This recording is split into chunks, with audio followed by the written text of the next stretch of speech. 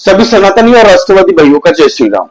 दोस्तों, वक्फ बिल लोकसभा में और राज्यसभा में पास हुआ कुछ ही दिन पहले और ये अब एक कानून बन चुका है भारत का।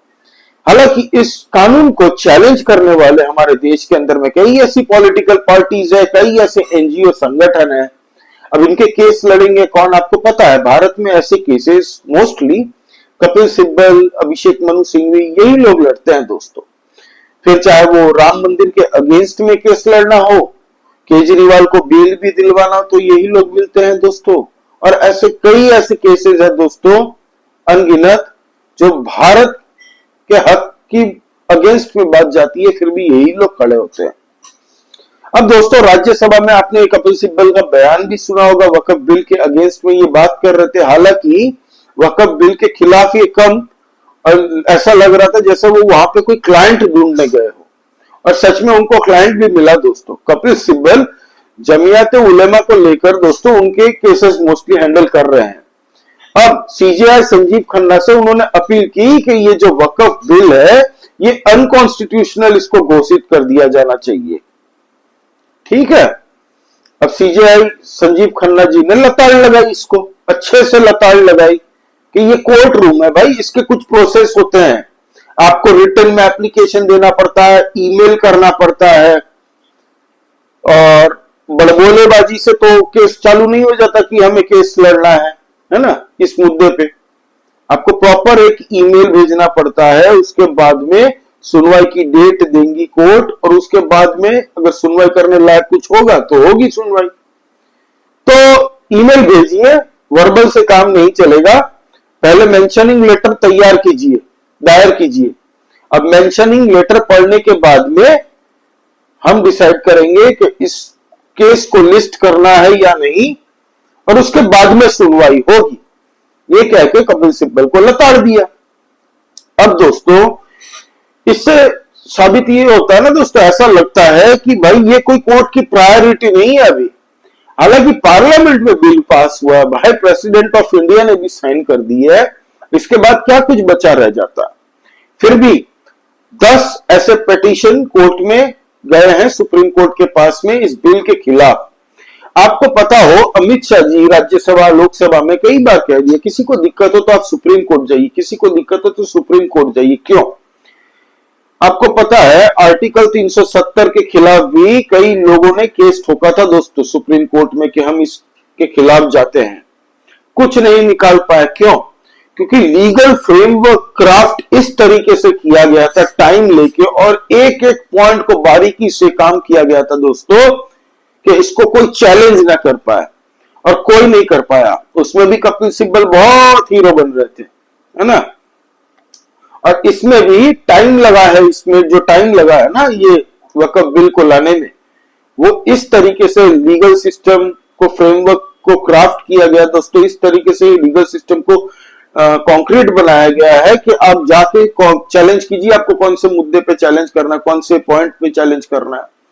हालांकि ये जो 10 पार्टियां गई है दोस्तों यहाँ पे, और एनजीओ गई है सुप्रीम कोर्ट में, वो कौन कौन है ये आप लोगों को जानना बहुत अहम है। हर एक सनातनी, हर एक भारतवासी के देश के खिलाफ 80 करोड़ लोगों के खिलाफ ये लोग खाली 20 करोड़ की पॉपुलेशन को खुश करने के लिए भारत विरोधी, सनातन द्रोही और जितने भी बाकी धर्म हमारे देश के अंदर में, उनके खिलाफ कौन कौन खड़ा है। पहला कांग्रेस पार्टी की तरफ से दोस्तों केस किया है मोहम्मद जावेद जी ने, 4 अप्रैल को किया था। इन्होंने दोस्तों अनुच्छेद 14 इक्वलिटी ऑफ राइट, ठीक है, सबको समान अधिकार, आर्टिकल 25 धर्म के पालन और प्रचार की फ्रीडम, आर्टिकल 26 धार्मिक संप्रभुता को अपने धार्मिक मामलों का प्रबंधन करने की आजादी, ठीक है, अनुच्छेद 29 माइनॉरिटी राइट्स, 300A संपत्ति के अधिकार का उल्लंघन है। ये सब ड्राफ्ट करके दोस्तों इन्होंने, कांग्रेस पार्टी ने सुप्रीम कोर्ट में याचिका लगाई है। फिर AIMIM हमारे ओवैसी साहब की पार्टी ने भी लगाई है। आम आदमी पार्टी के तरफ से डायरेक्ट नहीं लगाया केस, उसने लगवाया है केजरीवाल ने। केजरीवाल साथी लोमड़ी है, केजरीवाल शातिर पॉलिटिशियन है भाई, उसको पता है कि मेरे हिंदू वोट बैंक सब नाराज हो जाएंगे। आपको पता है दिल्ली चुनाव के वक्त में भी उसने पुजारियों को और ग्रंथियों को 18,000 रुपए की देने की बातें की थी, क्योंकि उसको हिंदू और सिख वोट भी चाहिए थे। हिंदू और सिखों ने कह दिया भिखारी थोड़ी है, भाग यहां से, बोल के दिल्ली से लात मार के भगा दिया। तो वो मुसलमान खाली उसके दिल्ली में वोट बैंक थे, बाकी हर जगह पे उसको हिंदुओं के वोट चाहिए, इसलिए आम आदमी पार्टी डायरेक्ट नहीं गई, इसीलिए उसने अमानतुल्लाह खान से केस लड़वाया इस वक्फ बिल के अगेंस्ट में। हालांकि संजय सिंह पूरी तरह से लोकसभा और राज्यसभा में आम आदमी पार्टी ने इस वक्फ बिल के विरुद्ध में इन ऑपोजिशन पार्टियों के साथ में ही रह के वोट डाला है। फिर association for protection of civil rights बोल के एक एनजीओ है, association for protection of civil rights, इसने भी याचिका दायर की है। डीएमके हमारे तमिलनाडु के स्टालिन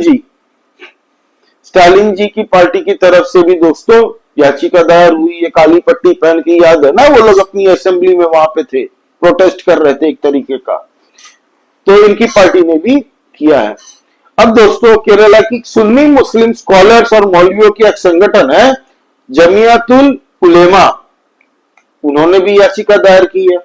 एसडीपीआई एक बैंड संस्था है ये दोस्तों, पॉपुलर फ्रंट ऑफ इंडिया आपको पता है पीएफआई बैंड संगठन है, आतंकवादी संगठन की श्रेणी में आता है, उसी की एक पॉलिटिकल विंग है दोस्तों एसडीपीआई, उसने भी याचिका डाली है। तैयब खान सलमानी ने एक याचिका डाली है। फिर अंजुम कादरी, ये इंडिविजुअल है, एनजीओ, पॉलिटिकल पार्टी, इंडिविजुअल सबने डाली है। अंजुम कादरी इन्होंने भी डाली है। फिर इंडियन यूनियन मुस्लिम लीग, इन सबका कहना है कि वक्फ बिल अनकॉन्स्टिट्यूशनल है, माइनॉरिटी राइट्स का हनन हो रहा है भारत के अंदर में। कांग्रेस पार्टी और ये जितने भी याचिका दायर करने वालों को जवाब देना पड़ेगा कि जब 1995 में ये बिल पे अमेंडमेंट किया था कांग्रेस पार्टी ने और पूरी ताकत दे दी थी मुसलमानों को कि आप अपने वक्फ बोर्ड को इस तरीके से यूज कीजिए, भारत को जो जमीन चाहिए आपको वो भी आपको मिल सकती है, आप चूज करके रखिए। ऐसा किसी हिंदुओं को नहीं दिया, सिखों को नहीं दिया, क्रिश्चियंस को नहीं दिया राइट, ना जैन को दिया, ना पारसियों को दिया, ना बौद्ध को दिया है। कांग्रेस ने उस वक्त में वक्फ बोर्ड को पावरफुल बना दिया था, 2013 में तो खुला सांड बना के छोड़ दिया। हिंदुओं को, सिखों को, किसी को अधिकार नहीं दिया, तो क्या कांग्रेस पार्टी ने कब संविधान का ख्याल किया था? तब equality of freedom, equality of rights, ये सब याद नहीं आया था, उसका हनन नहीं हुआ था। आज भी गवर्नमेंट हम देखते हैं, स्टेट गवर्नमेंट, कर्नाटका का बजट बना, वक्फ बोर्ड एक एनजीओ, एक ऑर्गेनाइजेशन है ना, it's not a government body. Waqf board के लिए अलग से बजट में प्रावधान रखा, उनको करोड़ों रुपए दिए गए, वक्फ बोर्ड को करोड़ों रुपए कर्नाटका के बजट में भी दिए गए। किस खुशी में भाई? सरकारी खजाने से वक्फ बोर्ड को फिर फंडिंग क्यों होती है? मुझे यह समझ में नहीं आता कि क्या वक्फ बोर्ड के अंदर में जो लोग काम करते हैं, क्या गवर्नमेंट उनकी सैलरियां देंगी? ये जवाब दे दे कोई मेरे को, कोई भी पॉलिटिकल पार्टी है जो विरोध में थे ये वक्फ बिल के, जवाब दे दे। वक्फ बिल को गवर्नमेंट क्यों पैसे देती है, किसके पैसे देती है? जबकि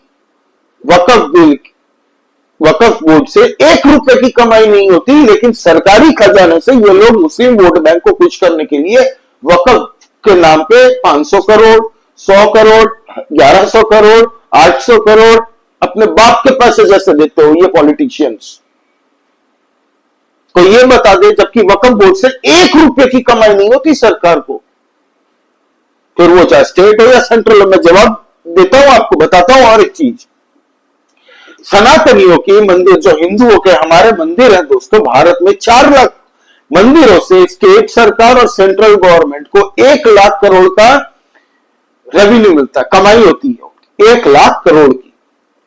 क्या मिलता है हमें रिटर्न में? क्या मिलता है सनातनी और हिंदुओं को?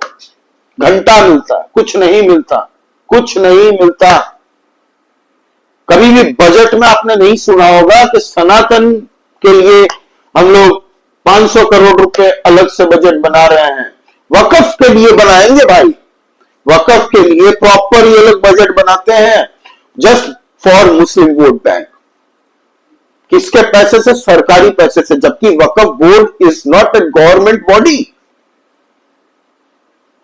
तो कांग्रेस पार्टी ये जवाब दे, isn't it against the fundamentals of this constitution? Bharat का संविधान के खिलाफ ये नहीं है? क्यों? वकफ बोर्ड आपने जब बनाया, इसको लालन पालन किया, तो क्यों सनातन बोर्ड को परमिशन नहीं दी? ना सनातन बोर्ड बनाने की संस्था, और सनातन बोर्ड को ऐसे ही पावर दे दिया गया, क्यों नहीं दिया?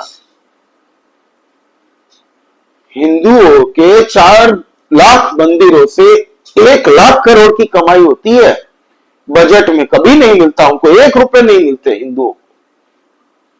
वकफ बोर्ड को 1 रुपए फूटी कौड़ी की कमाई नहीं होती, सरकार को 100 करोड़ 500 करोड़ 1000 करोड़ सब गवर्नमेंट देती है, स्टेट गवर्नमेंट, बहुत सारी ऐसी स्टेट गवर्नमेंट देती है। क्यों? ये कॉन्स्टिट्यूशन है, तो फ्रीडम क्या हमारी नहीं है? क्रिश्चियंस की नहीं है, सिखों की नहीं है, जैन की नहीं है, पारसी की नहीं है, बौद्ध की नहीं है? हर एक सनातनियों को शर्म आना चाहिए जो इन पॉलिटिकल पार्टियों को वोट देती है 2 रुपए 3 रुपए 200 यूनिट 300 यूनिट फ्री बिजली के चक्कर में। भाई देश है तो हम हैं। सनातनियों के खिलाफ जितनी इनजस्टिस हो रही है, ये लैंड जिहाद जो कर रहे थे, लैंड माफिया, ये वकफ बोर्ड वही है लैंड जिहाद का एक जरिया बन चुका था।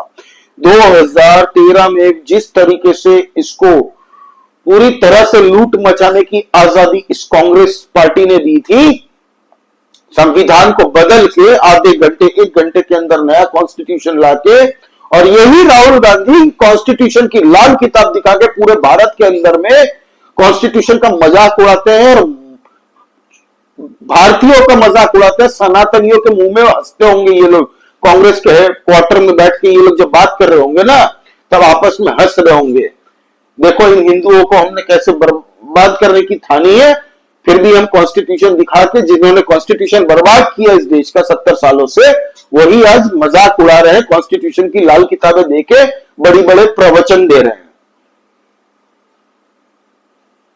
तो दोस्तों अब सोचना सीरियसली है थोड़ा कि हमारे देश के और सनातनी और दूसरे मजहब के साथ में कौन खड़ा है, और वकफ बिल के अगेंस्ट में कौन खड़ा है, इस बिल के चैलेंज कौन कर रहा है। अब बॉल सुप्रीम कोर्ट के कोर्ट में है दोस्तों। सुप्रीम कोर्ट तो आपको पता ही है, उनके बारे में तो कुछ नहीं बोल सकते, कोई भी कंटेम्प्ट ऑफ कोर्ट लग जाएगा भाई। अब सुप्रीम कोर्ट के हाथ में सब कुछ है। हालांकि सब कोई क्यों प्रेफर करता है कपिल सिब्बल और अभिषेक मनु सिंघवी को अपना वकील बना के? क्यों? Because they are good lawyers ना। लॉयर होंगे अच्छे बुरे होंगे, लॉयर मैटर नहीं करते भाई, सेटिंग अच्छी होनी चाहिए, सेटिंग अच्छी होनी चाहिए, और कुछ लोगों की है, इसीलिए बार बार ऐसे केसेस उनको ही मिलते हैं।